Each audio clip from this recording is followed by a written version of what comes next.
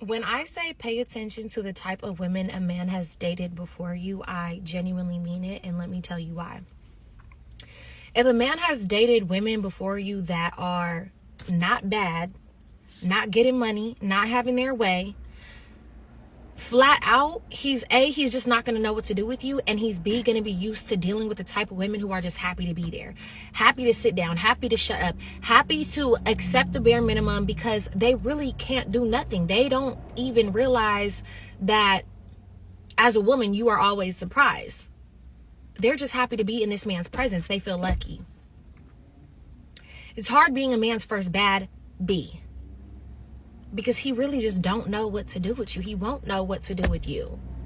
He won't know how to do all of the simple things that it takes to uphold having a real bad BITC as his woman. Sounds like he's dodging a bullet. Honestly, look, any guy that's spending the majority of his time trying to entertain a woman or trying to make her happy in any way, shape, or form. I don't care what she looks like. I don't care where she come from. I don't care what part of the world you in. I don't care what part of the country you in. I don't care if you in New York. I don't care if you in LA all the way down to Miami. You are a sucker. You are a simp. And you have put yourself in the worst position possible and you are going to get finessed. All she's basically saying is that she's advocating for simps. And let's be clear, and this is the thing that guys don't understand, a simp can come in many different forms. Many, many, many different forms. The same way that they say that a lame is a lame regardless of whether he got money or not, it's the same thing when it comes to simps. A simp is a simp regardless of whether he has money or whether he doesn't, right? And so let me address what it is that she's saying specifically, right? First and foremost, how is she going to be able to evaluate all of the different exes that you had? Because any dude that's about that life actually kind of keep that on the low, right? Outside of like the wife or whatever like that, right? Any dude that's about that life, he not necessarily expressing or showing or exhibiting any of the women that he's ever talked to. As a matter of fact, you know to keep that on the low, and you have to make sure that they sign those NDAs and those consent agreements anyway.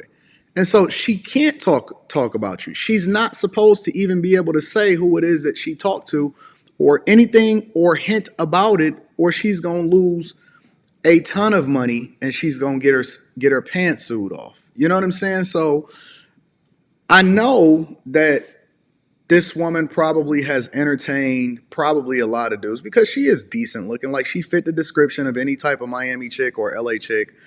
Um, that's in the spaces that eventually is going to be, maybe, hitting the wall or not actually going to, align herself with a dude that's about that life that can actually wife her up or anything unless she find a simp, a sucker, ultimately that, value what it is that she is on social media, but not necessarily valuing what a woman should be or what a mother should be, right?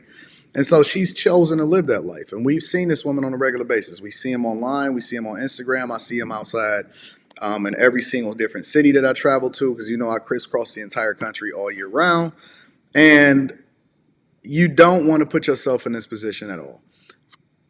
What women don't understand, which we don't really care because it's not for them to understand, it's for us to be able to vet through because we want to see who they authentically are, is that it's a difference between a woman that you want to have your kids and it's a difference between a woman that you'll entertain for the night. You see what I'm saying? But I wouldn't even advise you guys to entertain this woman for the night unless you make her sign an NDA. And you don't even want to be in a space to where you're spending any money on them at all. I always tell guys, and maybe it's just because I was raised in the 90s, you do not, in any way, shape, or form, spend one dime on these chicks. Now, if you just so happen to be deciding to be out and about, and you running through the streets, and you wind up having a plus one with you, and she just so happened to be the one that's there, then she just gets to enjoy whatever it is that you're doing. But that's not the type of woman that you're gonna be vetting for a relationship anyway. So that's a completely different conversation. It sounds like she ran up on a real one though. I'm gonna be honest with you. She's complaining about it because she wasn't that one, and so it's projecting. It's the same thing when women start to use shame, guilt, and insults in order to describe a man that they couldn't get, that wouldn't bow down, and it sounded like the guy wasn't a simp because he's used to controlling the situation, and it's a strong possibility that he may have got the best up out of her, but he didn't have to spend no money to do it. And so that's the difference, right? When a woman rock with you, she gonna rock with you regardless of whether or not you're spending money or not. You don't have to use your resources or money, or bend to her every move in order to bag her or in order to do whatever it is that you're gonna do her. First and foremost, if you're a dude of any significance, and I know a lot of y'all be tapping in with me, make her sign that paperwork. Never let a woman be able to record around you. Make her sign the paperwork to show or to get your permission to post anything about you. She cannot do it. She will not do it, or else she's going to lose everything, and she don't really want to be under that type of duress because you got the resources in order to be able to press her, right? So that's the first rule of advice. Second rule of advice: never spend a dime, not one dime, and trying to impress them, trying to take them out, entertaining them, because we don't really care about what you think. We don't care about what your love language is.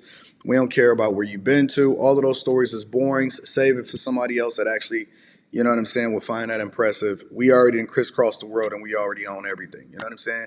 We don't care who your previous boyfriends are. You're not here for a long time. You're here for a good time. You know what I'm saying?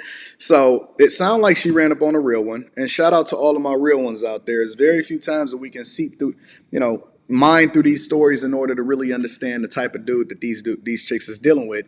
But she used to dealing with a simp. You know what I'm saying? So she's using insults.